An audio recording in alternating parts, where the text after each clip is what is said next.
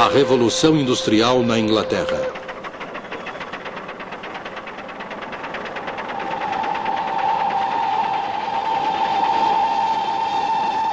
Um filme da Enciclopédia Britânica. Versão brasileira, Álamo.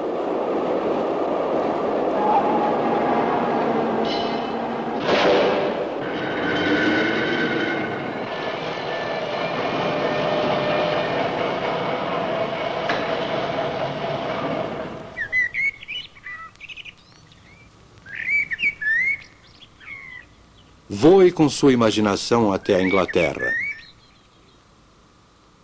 Imagine a condição socioeconômica daquela nação há 200 anos. Era uma Inglaterra muito diferente da que conhecemos nos dias de hoje. Uma Inglaterra de aldeias tranquilas, de fazendas e pequenas propriedades rurais, de extensos pastos abertos e grandes florestas. Muitas regiões haviam evoluído pouco desde a Idade Média. A maior parte da população dedicava-se à lavoura ou exercia outras atividades rurais. O padrão de vida era baixo. As fazendas eram pequenas e as técnicas de cultivo eram rudimentares.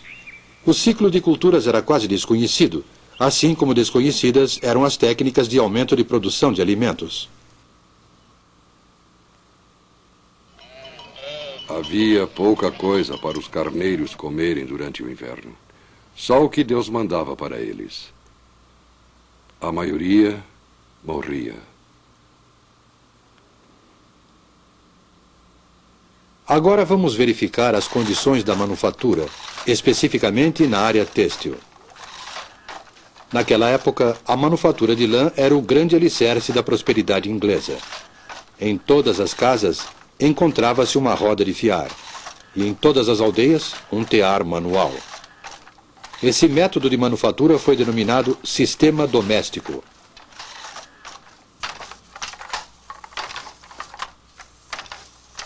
Timóteo. Sim, mestre. Venha cá. Continue esse trabalho, você consegue. Na sociedade inglesa, os mestres tecelões habitavam nas aldeias ou no campo, com todo o conforto, e levavam adiante os negócios com capital próprio. O mestre também executava o trabalho manual, e quase todo o processo de beneficiamento de lã era realizado em sua própria casa. Além do seu tear, o mestre tecelão era proprietário de uma fazenda de 1 a 6 hectares, com alimento para os porcos, aves e algumas vezes para uma vaca. Possuía um barril de cerveja de fermentação caseira, uma roupa de trabalho e outra para os domingos. Tanto os aprendizes quanto os artesãos dormiam e comiam na casa do mestre tecelão.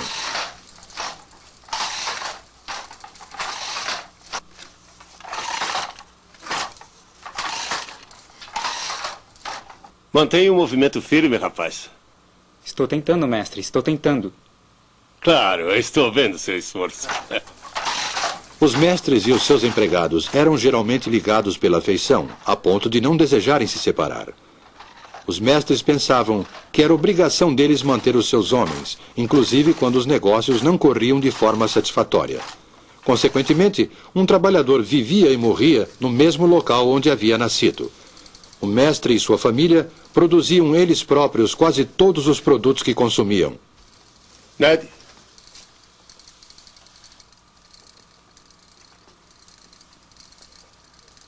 O que você acha? Ah, ele parece um campeão, não é? Eu vou fazer um casaco bem bonito. Ah, você é um menino de sorte. Agora pode ir. Ei, Ned! Valha-me Deus! Eles cultivavam na fazenda os cereais que os alimentavam, manufaturavam o tecido de lã com que se vestiam e satisfaziam as demais necessidades com o produto da venda do tecido por eles manufaturado.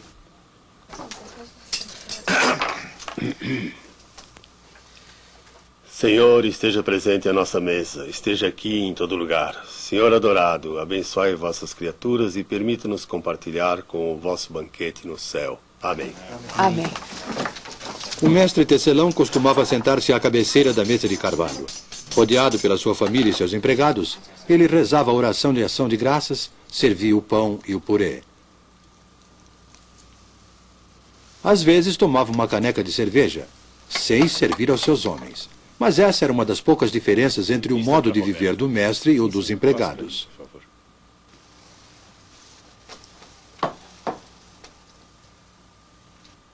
Há muito ainda para você aprender na arte da tecelagem.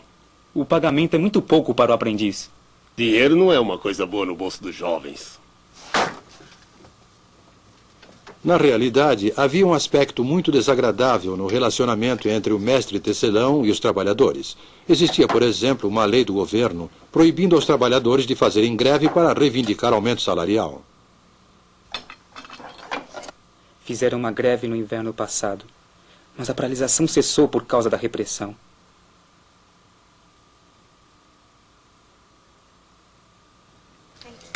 O trabalhador dificilmente se arriscava a fazer greve e não podia procurar trabalho em outro lugar. Recebia uma remuneração irrisória pelo seu serviço. Ele ocupava, na verdade, uma posição intermediária entre escravo e homem livre, ou mais precisamente, entre servo e cidadão. Tais eram as condições na indústria têxtil inglesa há 200 anos, apresentadas neste filme de forma concisa. Essas condições variavam conforme o lugar e a época. A Inglaterra não era absolutamente o paraíso terrestre, mas a vida seguia o seu curso tranquilo, geração após geração. E nos 100 anos seguintes, a nação se transformou e o estilo de vida do povo inglês sofreu uma transformação radical.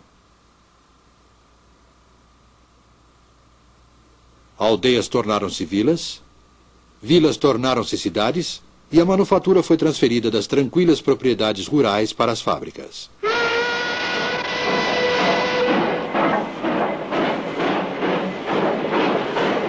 Essa transformação é chamada de Revolução Industrial. Podemos dizer, sem correr o risco de simplificar demais, que 3 tipos de máquinas destruíram o velho mundo e construíram o novo. A primeira foi a máquina de fiação. A segunda, o tear mecânico. E a terceira, o motor a vapor.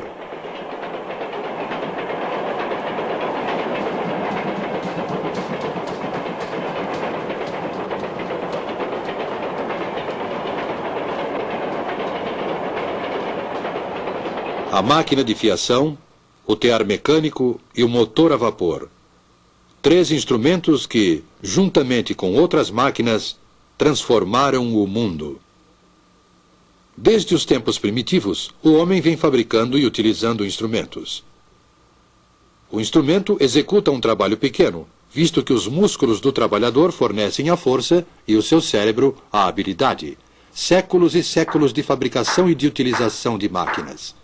No ano de 1765, há mais de 200 anos,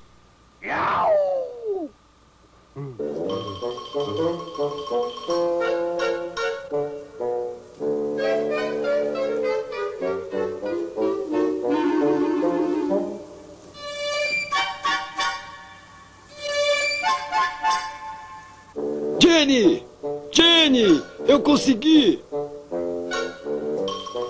James Hargreaves aperfeiçoou a máquina de fiação manual, batizando-a com o nome de sua esposa, Jenny. É a Spinning Jenny, a máquina primitiva de fiar difusos múltiplos. Essa máquina iniciou a revolução na manufatura da lã. A fiação era até então um processo lento, pois só se podia fiar um fio de cada vez. James Hargreaves colocou 8 fusos numa armadura e movia todos eles com uma manivela. Dessa forma, fiava 8 fios simultaneamente.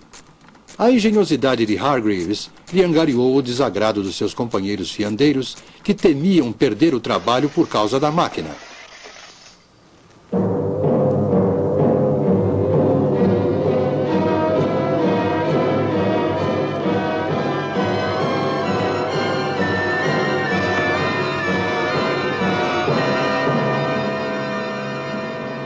Mas Hargreaves não desistiu do seu empreendimento. E logo depois desenvolveu uma outra máquina que fiava 16 fios ao mesmo tempo. Uma criança podia, ao girar a manivela desta máquina, realizar o trabalho que antes era executado por mais de 100 homens. Ninguém conseguiria mudar o curso da história, pois uma descoberta iria inevitavelmente abrir caminho para outra. Em 1784, a população de Godby Marwood, uma pequena aldeia na região central do país, estava inquieta em virtude do que acontecia na casa do ministro da aldeia, o reverendo Edmund Cartwright.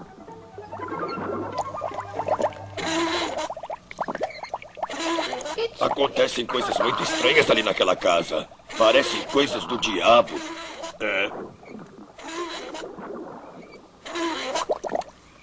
Segundo seus vizinhos, o reverendo não era um homem bom. Acreditavam que ele praticava bruxaria. Mas tais temores eram infundados. Cartwright havia simplesmente desenvolvido uma máquina, acelerando assim o processo de industrialização. A partir de então, a energia não era mais produzida pelos músculos dos trabalhadores, como ocorria com a máquina de fiação. A fonte da energia seria a água. A força da água corrente foi utilizada para movimentar uma máquina de tecer.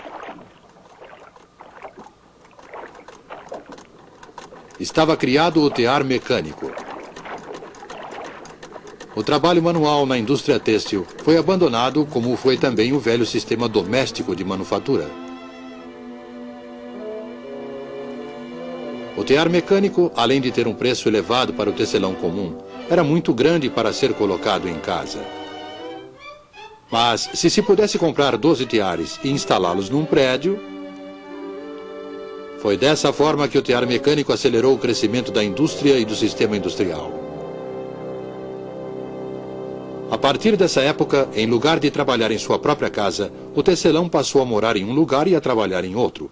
Embora isso seja comum hoje em dia, naquela época houve uma implacável oposição à tirania da sirene da fábrica.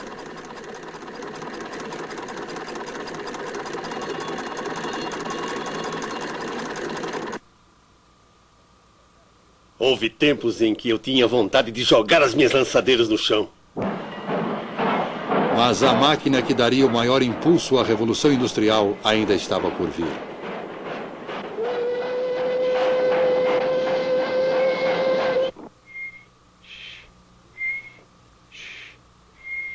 James Watt, quantas vezes já lhe disse para não perder seu tempo? Você não servirá para nada, menino. Não estou perdendo tempo, mãe. Eu estou inventando uma coisa. Inventando uma coisa? O que você está fazendo, menino? Nada demais, mãe. Ainda não tenho certeza, mas acho que é um motor a vapor. A história em torno do jovem Watt e a chaleira de sua mãe não é mais do que uma lenda. O primeiro motor a vapor foi, na verdade, desenvolvido por Thomas Newcomen em 1705 e era utilizado para retirar água das minas de carvão. Um dos motores de Newcomen foi levado para a oficina de Watt para conserto.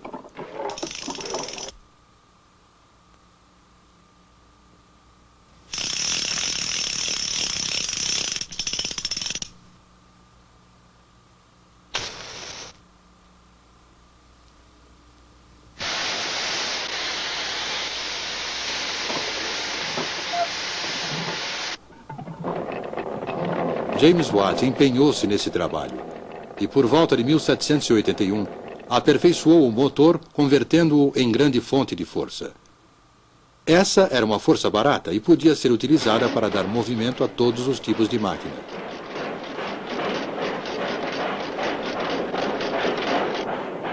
Com o motor a vapor de Watt e com o aperfeiçoamento dos métodos de beneficiamento do ferro e do aço, a Revolução Industrial era um fato consumado. A máquina de fiação e o tear manual foram abandonados. Surgiram as grandes cidades, não de um dia para o outro, mas no curto espaço de 100 anos. No lugar do mestre tecelão, semi-industrial e semi-fazendeiro, apareceu o capitalista, proprietário de muitos teares e empregador de centenas de trabalhadores. Com a Revolução Industrial, a Inglaterra transformou-se na fábrica do mundo no século XIX. Era um período que exigia criatividade e desembaraço. Juntos, empresários e engenheiros criaram uma era na qual a Grã-Bretanha ocupou a supremacia do comércio mundial.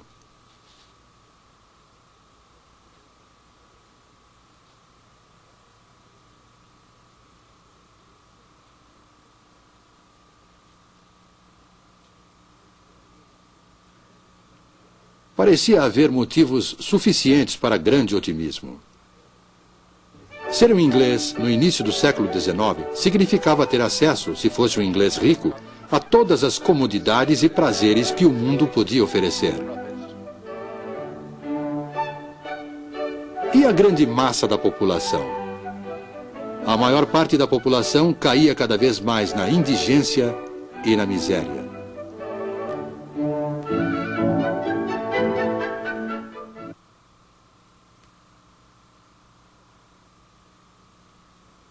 A qualquer hora do dia podia-se ver as mulheres utilizando, para as necessidades domésticas, a água de uma vala imunda e fétida, cujas margens eram cobertas com uma mistura de lama e lixo.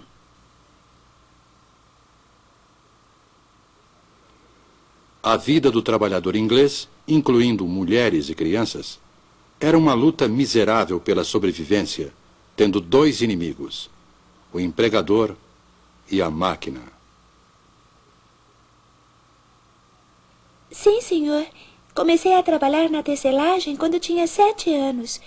Meu horário de trabalho é das 5 da manhã até as 8 da noite. Conversa de escravos. Os trabalhadores do período feudal não foram tão aviltados e escravizados quanto os pobres trabalhadores do norte civilizado.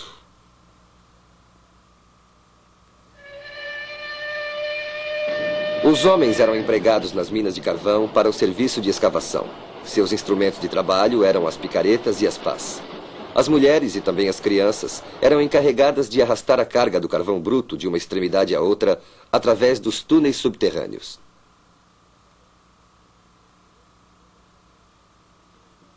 O cinto e a corrente são mais dolorosos quando trabalhamos com a família.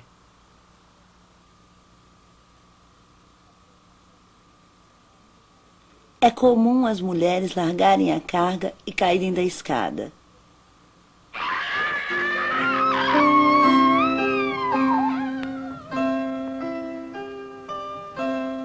A verdade era que o novo poderio econômico inglês e a supremacia no comércio mundial sustentavam-se na exploração da mão de obra, em moradias subhumanas e na imensa miséria do proletariado. Era esta a civilização prometida pela máquina?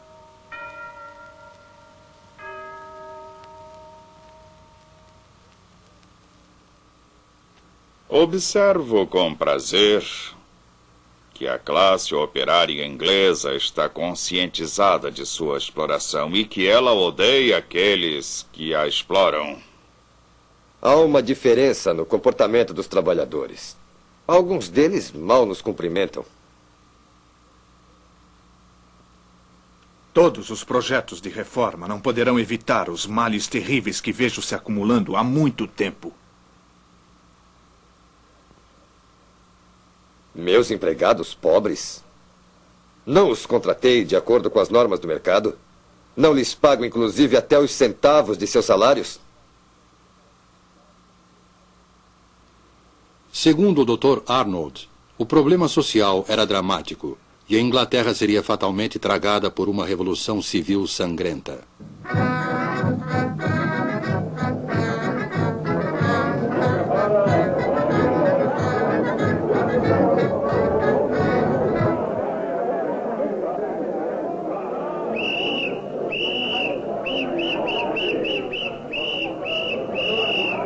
Apesar de todos os distúrbios e tumultos, os quais sempre ficaram limitados a determinadas áreas, a tão esperada e temida Revolução Sangrenta não aconteceu na Inglaterra como acontecera na França. E isso por dois motivos principais. O primeiro foi a reforma. Durante anos, houve muito debate público pela reforma dos males sociais causados pela Revolução Industrial. Em 1842, o Parlamento aprovou a primeira de uma longa série de reformas. a Lei das Minas. Determinou que, a partir daquela data, o trabalho de mulheres e crianças menores de 10 anos nas minas de carvão estava proibido. Em 1847, a Lei das 10 Horas.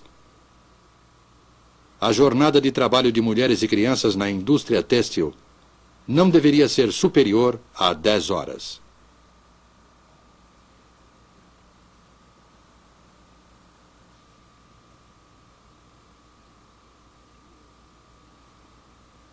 E em 1875, os sindicatos, que até aquela data tinham seus poderes de negociação limitados por lei, ganharam proteção legal. A partir de então, o operário tinha o amparo legal para se reunir com seus companheiros em defesa de melhores condições de trabalho, redução da jornada e aumento salarial. A produtividade foi o outro motivo. Assim como a reforma, ela evitou que os problemas sociais da industrialização causassem uma revolução civil. Na época do trabalho manual, antes do advento das máquinas, a produção de um sapato exigia aproximadamente 18 horas de trabalho, pois um único artesão executava todas as etapas de produção. O artesão sentia-se gratificado pelo seu talento. Mas, para sobreviver, era obrigado a trabalhar muito para compensar sua baixa produtividade, que era inevitavelmente baixa, dado que ele só podia executar uma única operação por vez. O acabamento podia ser excelente, mas o preço do sapato feito à mão era elevado e, consequentemente, poucas pessoas podiam pagá-lo.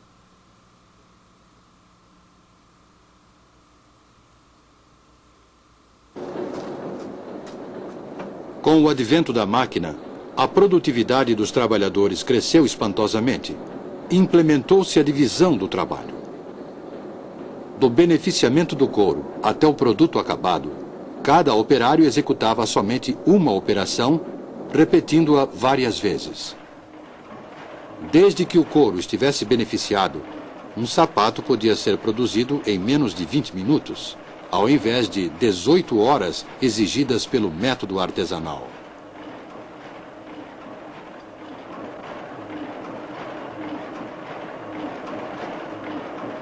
Dessa forma, cada homem produzia mais graças à máquina, e sua produtividade cresceu. As horas de trabalho em toda a indústria foram diminuídas. O salário aumentou, e os preços dos produtos baixaram. Assim, o operário podia comprar o seu próprio produto. Mais pessoas podiam se beneficiar da crescente riqueza do país. Essa foi a promessa da máquina e da Revolução Industrial. É verdade que essa promessa ainda não se cumpriu inteiramente. Mesmo assim, é uma promessa de benefícios materiais para todos.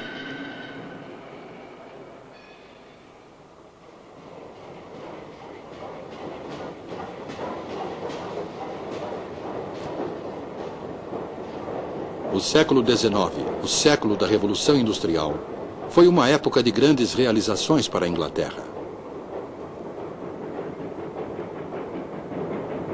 Uma nação de economia agrícola, com uma grande manufatura de lã, transformou-se em uma nação industrial, de engenheiros, de minas de carvão, de empresas siderúrgicas e de fábricas. Essa transformação da economia causou muito sofrimento para a classe operária. Mas, por outro lado, em um período muito curto, a Inglaterra tornou-se o maior exportador de produtos. Ela era a fábrica do mundo.